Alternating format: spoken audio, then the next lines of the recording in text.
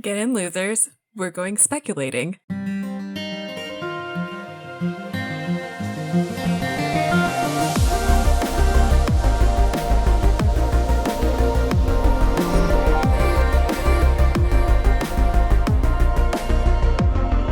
Act 3. QED, it's a conspiracy. Warning, this portion of the podcast is 98% spoilers and like 2% snickering. Seriously, we will spoil anything and everything in the series up through Nona the Ninth. If that's not what you want, turn back now.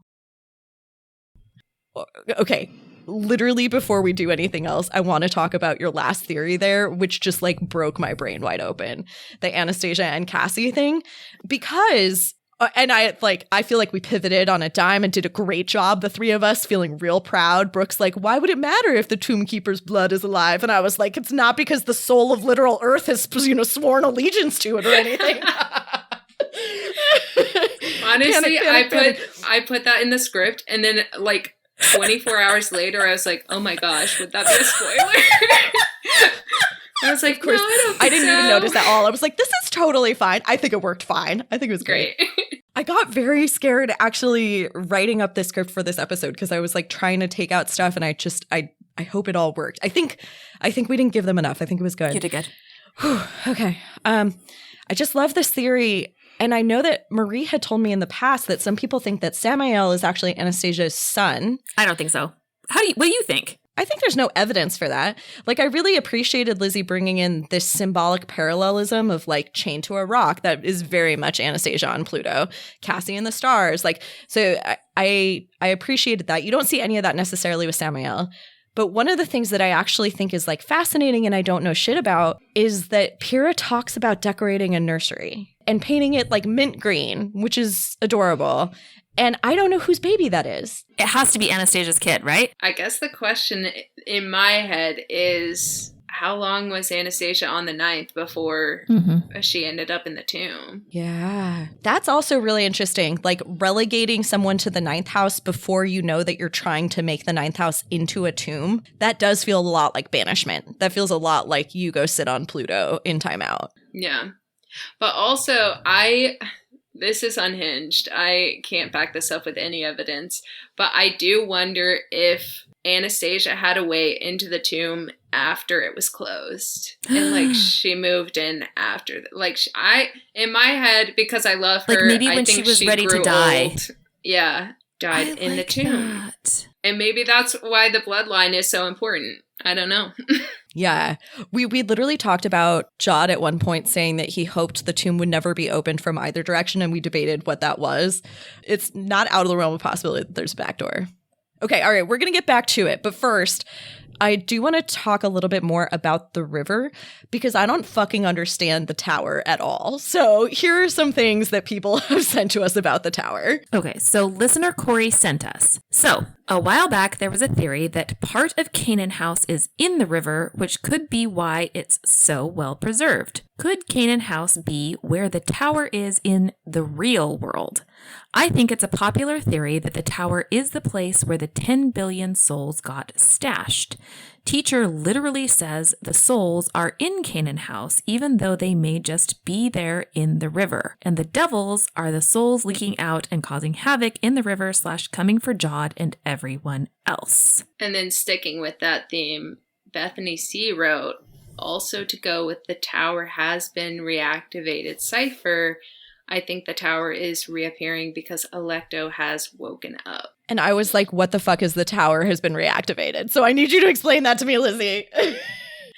Okay, so what that is you know the John chapters in Nona the Ninth? Yeah. How they have like the chapter and then the verse. So people set that up with like the basic alphanumeric cipher. I don't know the details, but basically like A is 1, B is 2, and then so those chapters spell out the phrase, the tower has been reactivated. And then what's interesting is that the advanced reader copies spelled out something different, which is the tower wants John Gaius. That's Reddit, though. I don't have an ARC, so maybe people on Reddit are lying. Okay. horror books, I'm going to need you to send advanced reader copies to Lizzie because like otherwise, what are Yes. you doing with your life? Be cool. I actually I would have assumed this is nonsense, except literally I know for a fact the first one is John 28 and 20 is T and 8 is H. So this actually like checks. So, you know, I haven't gone all the way through, but the tower has been reactivated and the tower wants John Gaius. What the fuck is the tower? So my take on it is I immediately thought of the tarot cards, like the tarot card for the tower. If you get it upright, it's sudden change, collapse of old beliefs and doctrines, kind of like disaster, upheaval. And then if you draw it reversed, it's continued subjugation, inability to change, avoiding change, resisting growth, clinging to the past, stuff like that. And so what's interesting about this to me is that the ninth house is a hole in the ground. It's like an inverted tower.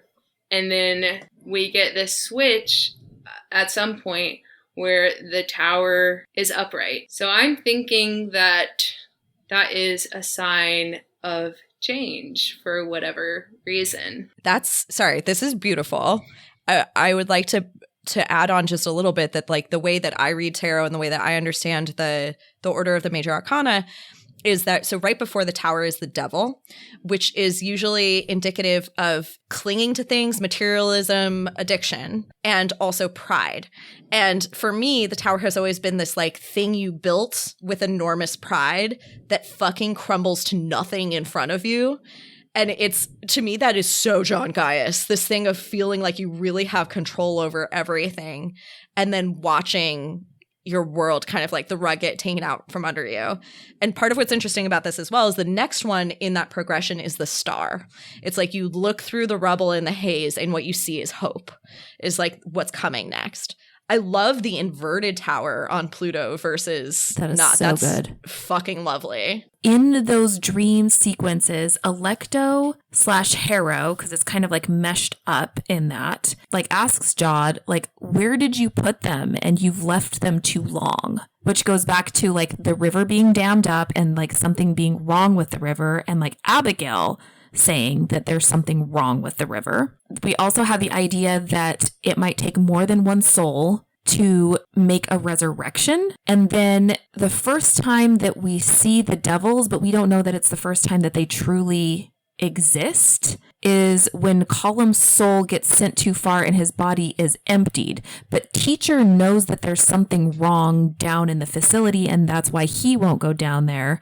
But he's like specifically mentions you can't empty anybody down there. So it like might also tie into this idea that you have things that have been left too long or that have gotten weird that are stored near the tower or in the tower. And then there's kind of a weird thing towards the end of Nona where Gideon references that the devils were in the system, but they shouldn't be there anymore. He said they were all gone, and now we were just fighting them on Antioch. They shouldn't be here now on the 9th.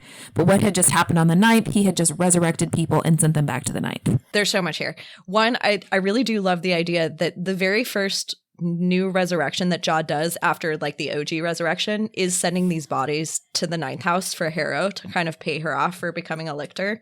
And I love the idea that those bodies are infected. They're not resurrected. They're just woken up. They were in stasis. Yeah. Yeah. They were like, or they must have been resurrected initially and now they're like in holding pattern, whatever it is. Yeah. So that really feels like I understand that to some extent. I love the idea Column's soul gets sent too far. His body is emptied first in the facility. And then finally, when he becomes a devil, it happens in one of the lictor studies. Right. And both of those are these perfectly preserved places that like I think probably are embedded in the river in some meaningful way, or maybe even in the tower.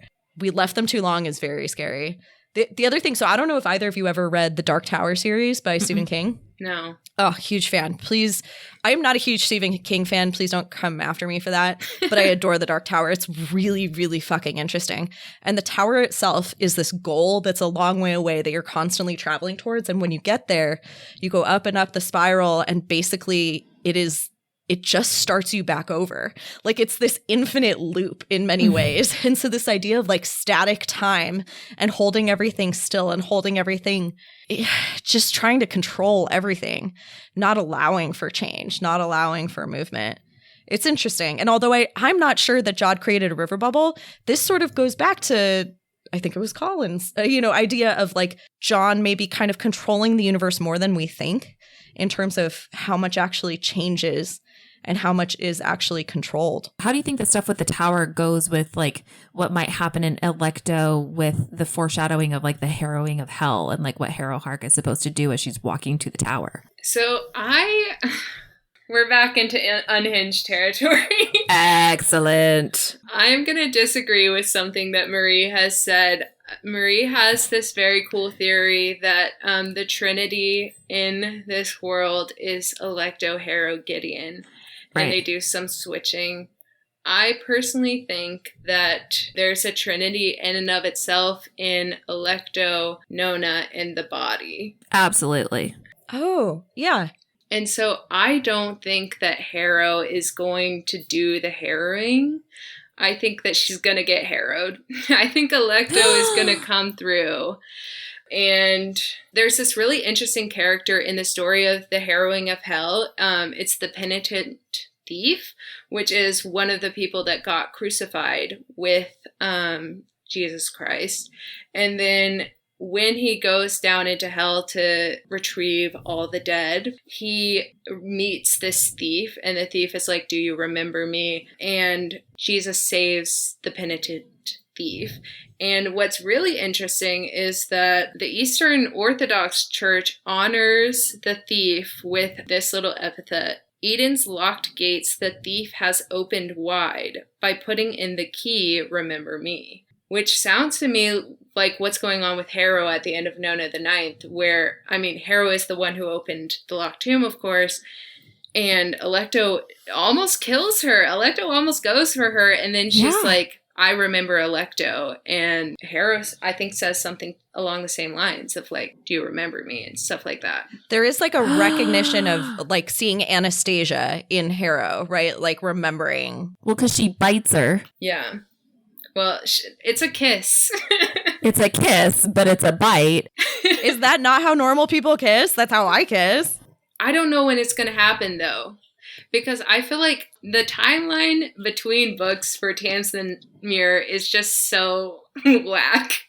Right. She's like, "You guys don't need to know this." And I'm like, actually, I feel like we really do need to know that. I feel like we should know this, Tamsin. I feel like you should give this to us.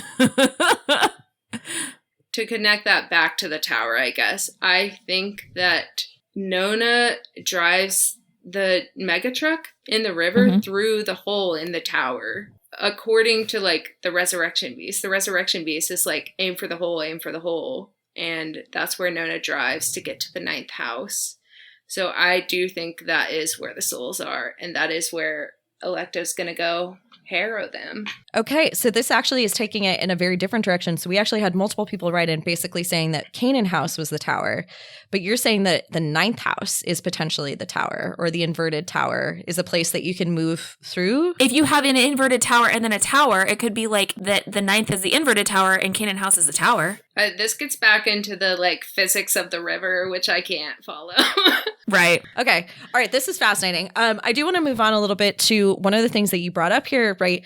We were talking about people, both body swapping, but also kind of like these bleeding of souls between, say, the body and Nona and Harrow. And a lot of people wanted to write in about this like mushy boundary. And I didn't want to talk about it in front of the newbies because they haven't read The Unwanted Guest, and soul melanges definitely informed the plot of Nona the Ninth. What I thought was interesting, and actually something that I had not really considered, was that a lot of people wanted to talk about the lictors themselves. So Katie, one of our OG patrons, wrote, "I didn't come up with this theory. I learned about it on the Locktoon podcast. Apologies for referencing another podcast. I assume this is a massive faux pas." Nope. Dear Katie, no, it's not. Please send us all your theories. I want to know I them. love that podcast. I was going to say Marie listens to all of the podcasts. This is like only amazing. Okay. To be mentioned in the same breath, like what an honor. Okay. So Katie goes on. They briefly share someone's theory discussing soul permeability with regards to how it might influence the lictors' personalities. Mercy Morn in particular makes me cackle upon rereads, considering her philosophical messiness as the product of merging an atheist with a nun makes the tension within her character seem like the rational sum of these parts, especially when she expresses intense dislike and frustration with God right before extolling her absolute love and devotion to him within the same breath. I think he's rearranged their brains and that each of the lictors is an evolving mix of the necromancer and cavalier souls in ways we don't totally understand. Love. We also have Rachel L. wrote, when Brooke noticed that Ianthe was described as waxy and was like, is she dead? And John said, if any main character has actually been dead this whole book, I'm going to lose my shit.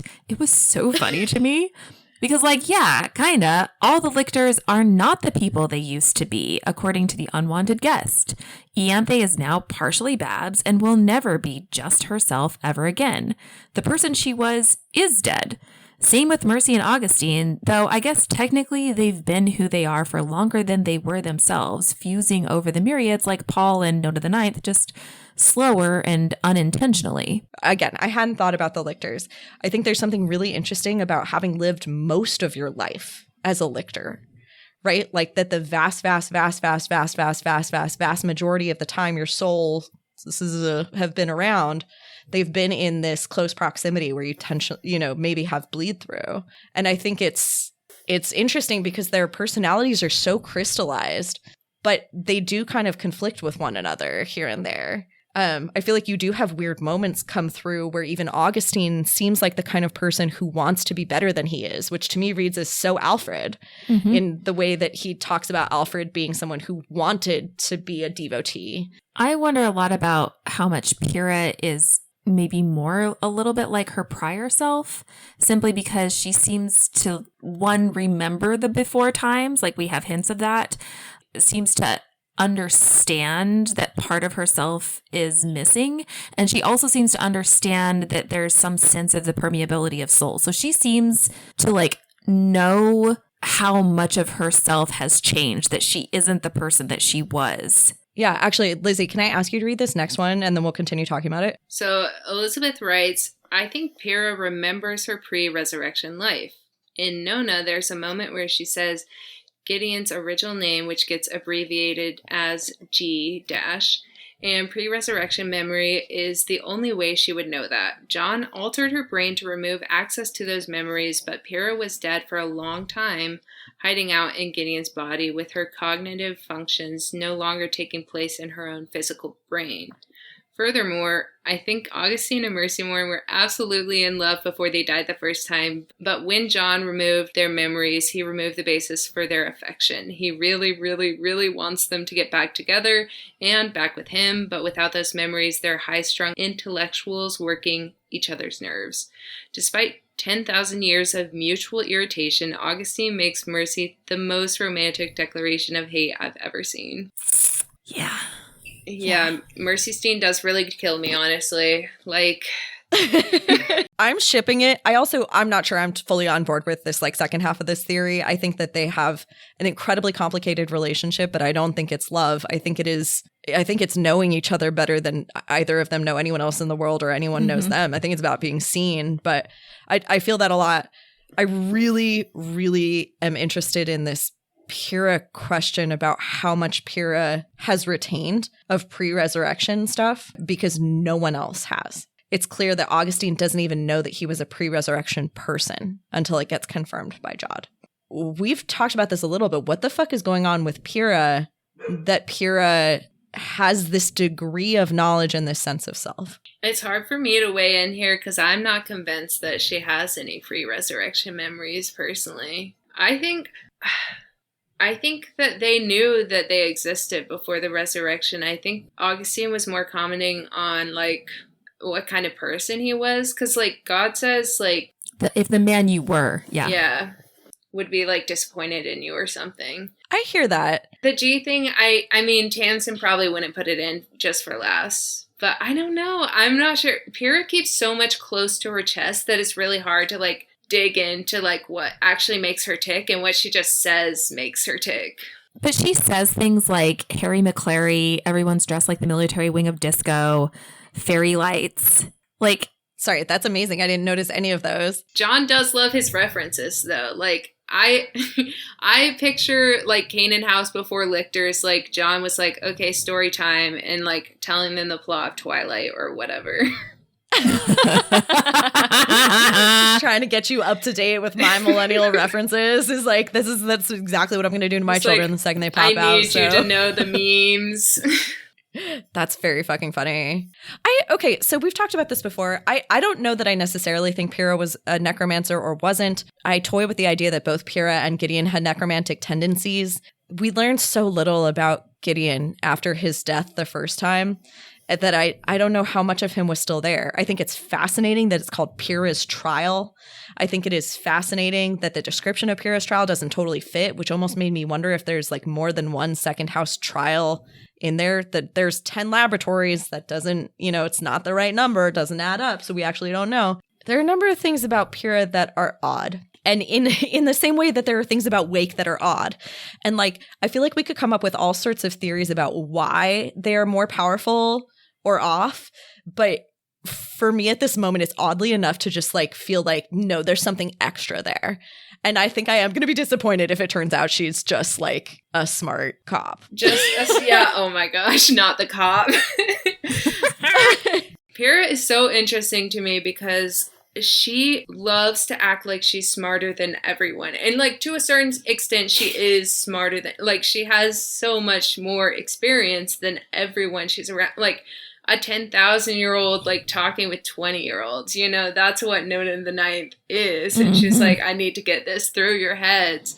But like a lot of the things that are like interesting about her or that like don't quite hit exactly right are like memory based, where she's saying, that she trepanned Gideon during the trial, which you would think it's like, oh, the Cav would be receiving that.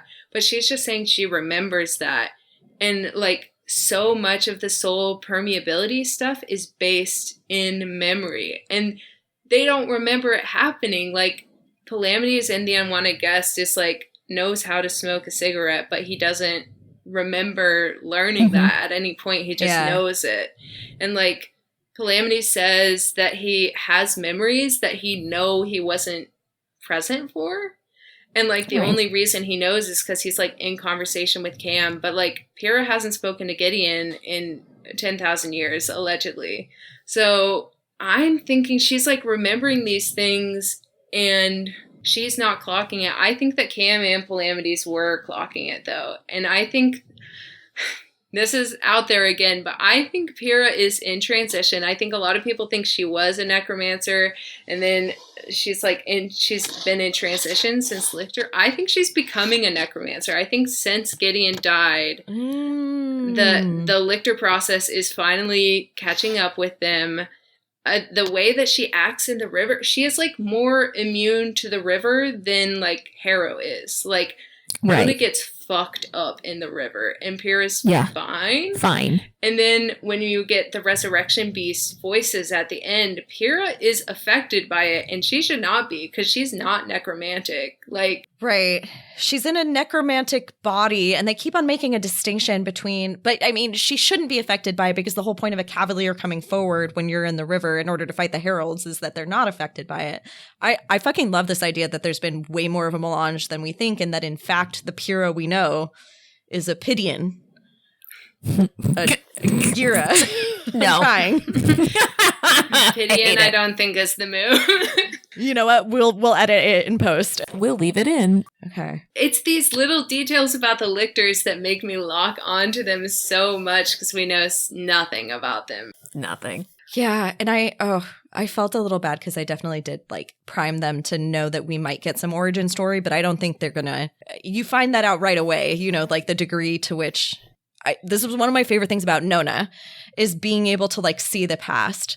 It just is like so fucking bonkers to actually get a sense of what happened before, because you're hanging on to every little tiny scrap of information. And this is actually not everything I do, but one of the things I do is I'm an evolutionary biologist, which is all looking at the world today and like speculating wildly and desperately trying to put together the pieces in order to try and understand what happened. And It hurts. I don't know why I chose these choices. So let's turn to some big thoughts about Jod and Alecto.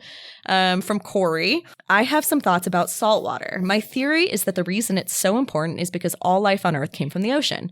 Without it, we literally would not exist. In a way, animals are just walking bags of seawater, which is why we can get so big and are so efficient. Anyway, evolution tangent aside, it's probably the single most important thing about our planet, and therefore probably a huge part of Alecto's identity. Maybe that's the one part of Alecto Jod can never control, and that's why it's considered safe, ? I don't know. Maybe the saltwater in the tomb is actually protecting her. Yeah, I don't think I've ever verbalized it, but this is like underlying everything that I've ever thought about the saltwater. She is described as a saltwater creature. I believe she is described as a saltwater creature by number 7, by Varun, which I think is kind of interesting. I actually am super stuck on Harrow's whole family having their thing about needing to tell secrets in the saltwater. Does it protect? Is it something Jod cannot access? Is it something that the Earth can always access? Like, there's this part of me that's like, can you communicate things continuously to Alecto as long as you dunk your head in some salt water? Is that like what's going on? I think it's so hard to say because I want to say that in the flashback when John is taking her to the tomb, the water's already there. Yeah. But I don't know. They swim across. You're right. That is actually, the water is there when Jod and Alecto go into the 9th house so he can bury her. Maybe it's not salty yet.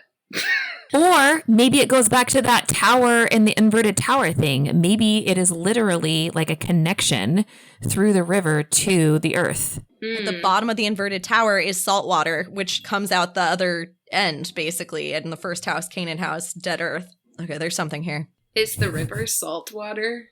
Do we know? We just know it's brackish. Oh, sure. Okay. Where salt meets the, like... Freshwater. I guess this Estuary. goes back to that theory that maybe the river is supposed to empty into the ocean. Mm-hmm. Yeah. The safe place. I love that it carries over to Nona, though. Like, when her love at the beach, so true. You gotta see the sea. God, everything about Nona. But I love her delight in the water. Just feeling completely at ease. Marie, you want to take this next one? We're almost there, all. We're almost out. From Jesse. When y'all were talking about Poe's poem, Annabel Lee, an interesting fact about it that I can't quite figure out how it fits with Jod and Alecto is that Poe wrote it, probably, about his wife. Virginia Poe was also Poe's first cousin and 13 when he married her. He was 27. And there's something about the imbalance of power there that feels like it somehow fits Jod, especially with the almost naive way Alecto is presented so far. What's interesting about this to me is that the speaker of the poem is not necessarily Poe. Like, in the poem it says, I was a child and she was a child, which is so interesting to me because I feel like that is how Jod presents his relationship with Alecto. He's like, we're complete equals.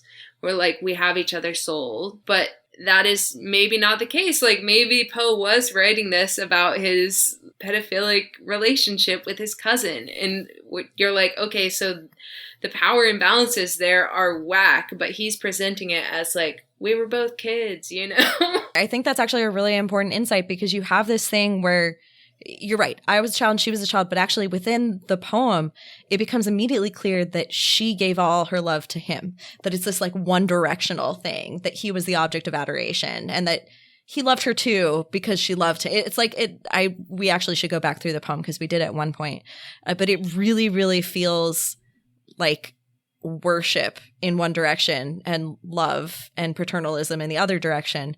And I think this is very interesting. Jod calls Alecto his Adam. I think it's very interesting to me that it ought to be like a question, she's Earth, like he should be the Adam.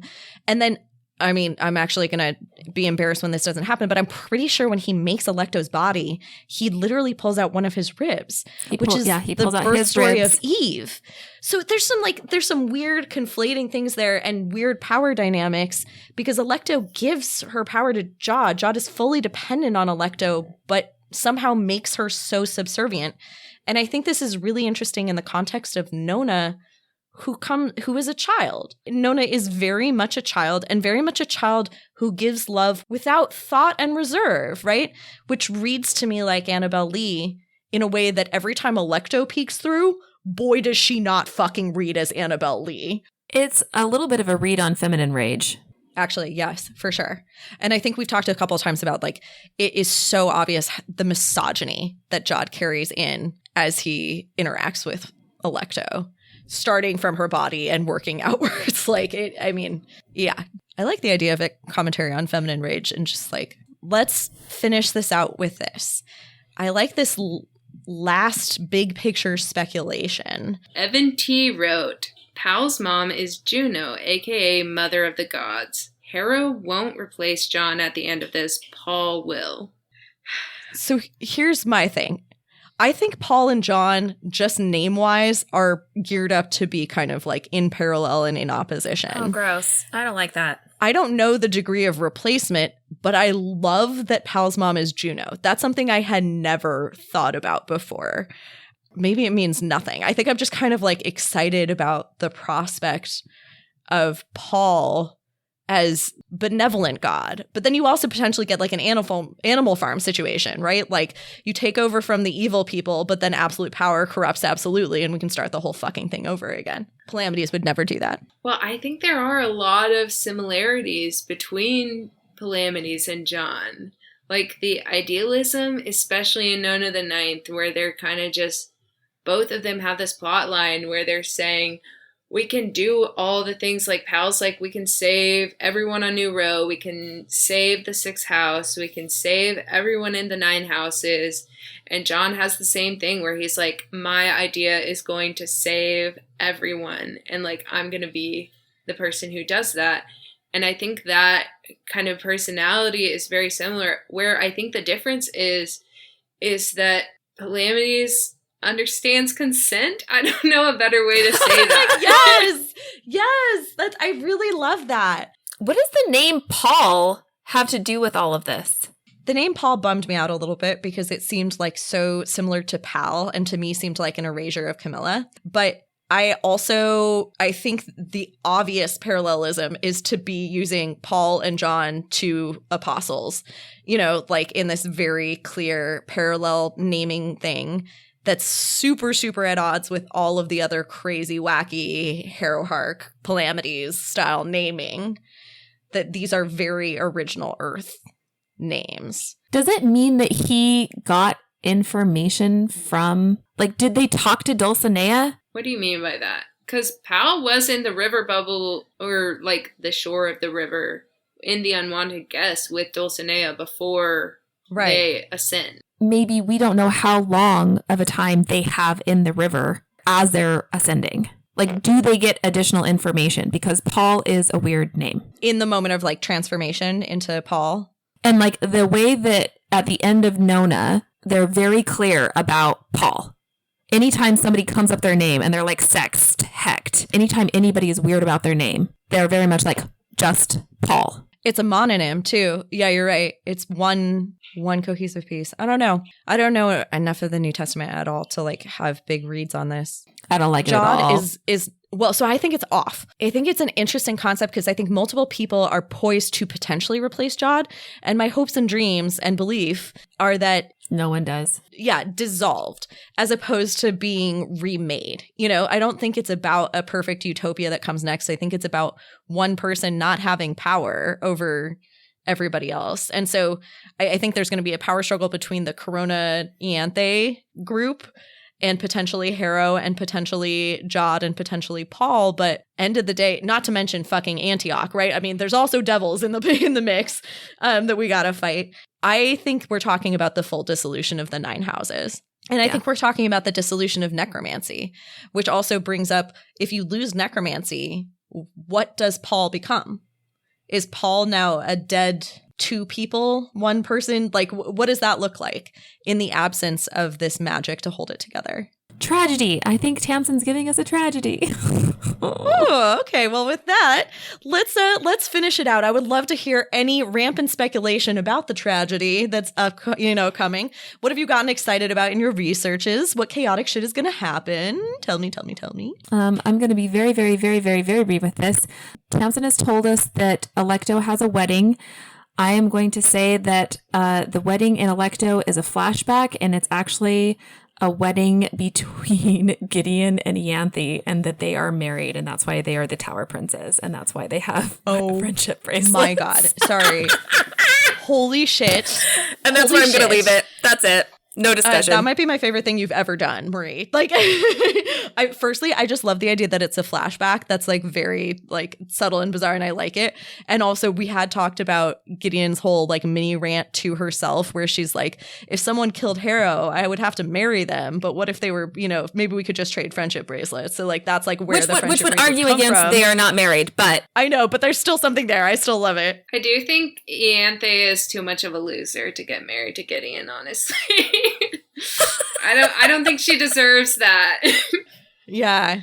The other one we get is Ianthe saying, someday I'm going to marry that girl, about Harrow. So that's like another potential allusion forward. I don't know. I think this wedding, what a choice. That everyone should listen to Lizzie's absolute beautiful treatise that it's actually Corona marrying Jod. Isn't that yours? No, that's not mine. No. What's yours? So yeah, there was a Reddit theory going around that was like based on this quote from The Little Mermaid that John quotes in Harrow the Ninth. I think that he's gonna end up marrying someone other than Alecto. No, it's worse. I guess. It's so much worse. It's so much worse. It's so much worse. I can't believe you brought this up, Maria. I got jumped so bad for this take. Okay, so basically, I think you're right. I'm on your side. I think you're right. Also, I hate it. Please tell us.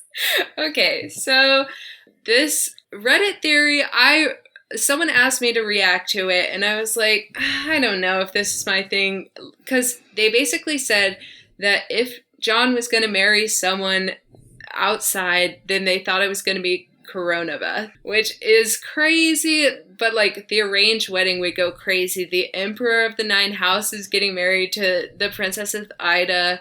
I guess they backed it up with Ianthe's whole thing with like wanting Corona to have eternal life. Yeah. And then like John would give it to her if they were married. But I went and I read The Little Mermaid, and I was like, okay, there's actually something different going on here, because the person that the prince marries in The Little Mermaid, it is not the Little Mermaid, it is someone else, and it is a nun. It's a nun that he marries.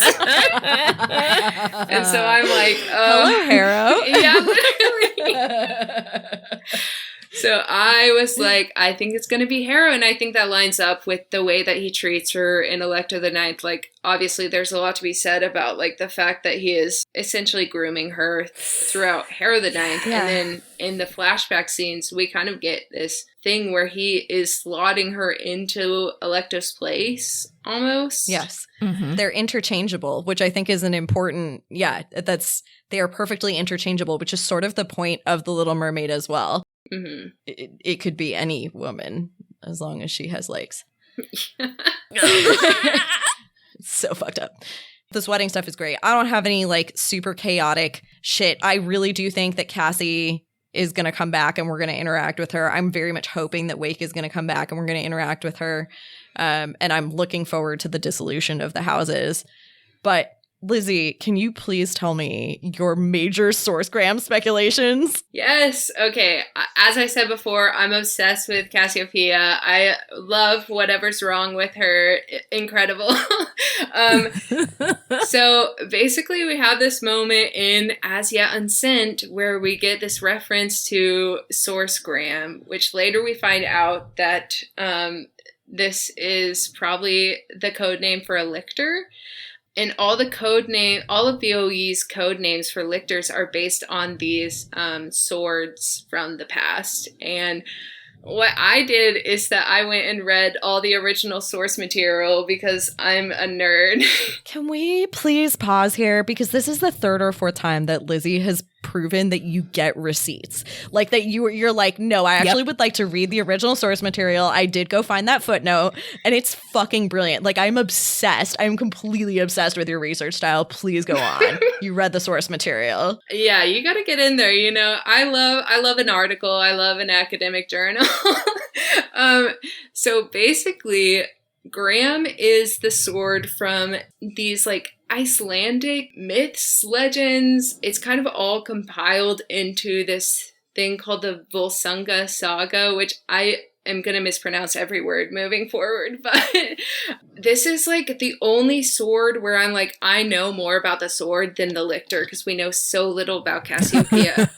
So I'm just going to lock in on one story. I do think all the Cassie is alive theories are true. In my heart, I'm like, they can all coexist, but I'm going to lock in on one story, which is where the hero uses the sword Graham to slay a dragon. So basically what happens is this like lord guy is like, I need you to slay this dragon who's also my brother. Like they're the same, but one of them is a man and one of them is a dragon. So the lord guy is like, what you're going to do is you're going to go stand on the edge of the river because that's where the dragon likes to come drink.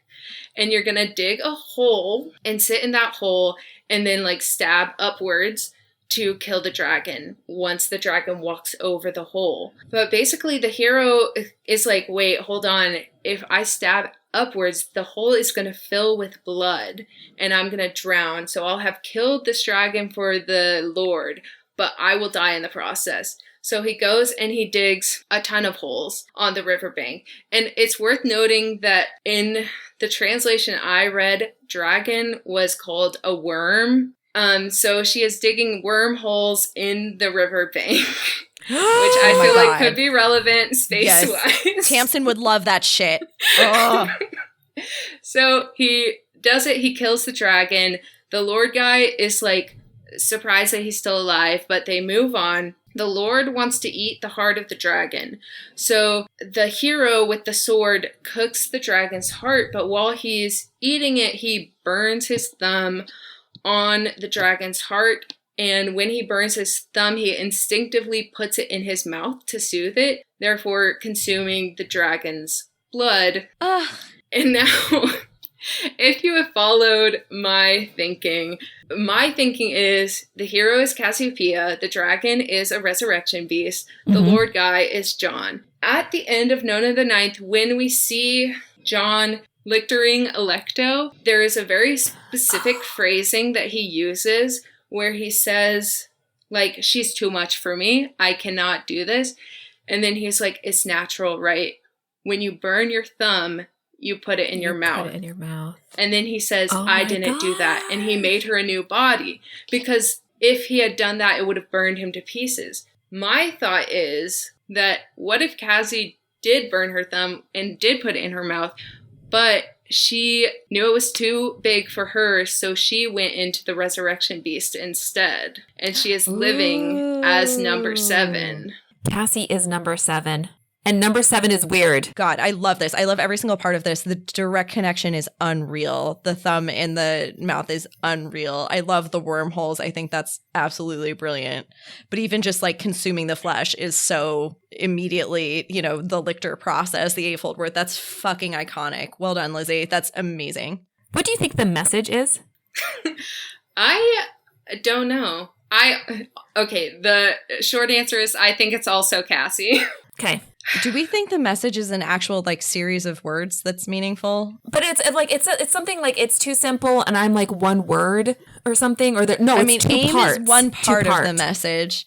There's Aim is one part one of the left. 2 remaining parts, which also implies that there were more parts because like Aim specifically says one of the 2 remaining parts. Yeah, I don't know. There's this part of me that also just thinks that Tamsin's a little bit of a troll, and I could see it being I still get, you know, an erotic charge out of snakes kind of energy, gosh, which so would be really true. fucking funny. That would make it laugh. Okay, so I actually have one last question. Do you think that the FTL like billionaires will emerge in Alecto, or is that just like Jod's motivation and will never actually come to fruition? I think no. Personally, I think that he has built his entire empire on a lie. I don't know, because he does say it will take me 10,000 years to work out the math. So if he's done it, then he's done it. But we haven't. I don't think we've seen them yet. Are you ready for my completely unhinged take? Yes, I will lay it down. say it. I'm just gonna fucking send it. I still think that Wake may be pre-resurrection. And if you believe that the faster than light travel people have already emerged some 50 years ago, potentially, then you have a situation where you could have a charismatic leader that was pre-resurrection taking over and saying things like, in the long lost light of my natal sun, and taking it very seriously and personally. If you were actually an FTL person, you wouldn't have a name like Wake. I was going to say, if she knows, does she know Eminem? Yeah, actually, that would be really fucking funny. She made her own name. Like, that's, yeah, anyway, so that's, I realize how unhinged that is. And I love it, and I'm standing by it. So we're going to have to see if any of that happens when Electo comes out. Lizzie, holy shit, I'm completely obsessed. I'm going to download TikTok and figure out what Tumblr is. I'm so excited that you joined us today. I really, really hope you'll come back maybe after we finish Nona, because this was a blast. And if our listeners want to hear more from you, which they do, where can they find you? So my TikTok is lizard99, lizard with 2 Z's. And my Tumblr is Land My People. And so that's where I do all my fandom stuff. So that's where you can find me. And I would love to come back on the podcast. This was very fun. And you guys wowed me. You guys do run a tight ship. I know you said you didn't, but... Do you know how many different animals interrupted? I could hear Zuko in the background. We got Taz. Pepper tried to get in. Oryx tried to get out. It was it's a tight ship, but it's full of animals. It's a Noah's Ark. 4. See you next time, my little nunlets. Well, that's it for today, but we will be back with one more interstitial episode next week before our season break. And if you want to follow along with us, our reading calendar is available on our website at frontline5th.podbean.com. And you can follow us on Instagram and TikTok, which are linked in the show notes. If you enjoyed this podcast, please tell your friends and give us a 5-star rating anywhere you can. And of course, if you didn't enjoy the podcast, feel free to lie. We have a Patreon, which you can join for access to bonus content every month. You can become a patron, and they will live forever on the other shore of the river at patreon.com/frontline5th. And you can buy our killer merch at our Redbubble store. Finally, if you have any fun theories you'd like to share with us, feel free to email us at frontline5th@gmail.com. And with that, I'll just remind you not to unlock any tombs or enter any doors without permission because, ghosts. Bye! Frontline Fifth is a Locked Tomb podcast conceived by Maria Adamako and starring Maria Adamako, Hannah Granwald, Brooke Anderson, and John Ryan, and this week starring Lizzie. Our cover art was designed and created by Maria Adamako, who also edited this episode. Our fabulous music was composed and recorded by Blake Anderson. Sonia Granwald designs our killer merch. Hot! Gorgeous! The Locked Tomb series is a completely dope-ass book series by Tamsin Muir, who does not know we exist and is in no way affiliated with this podcast.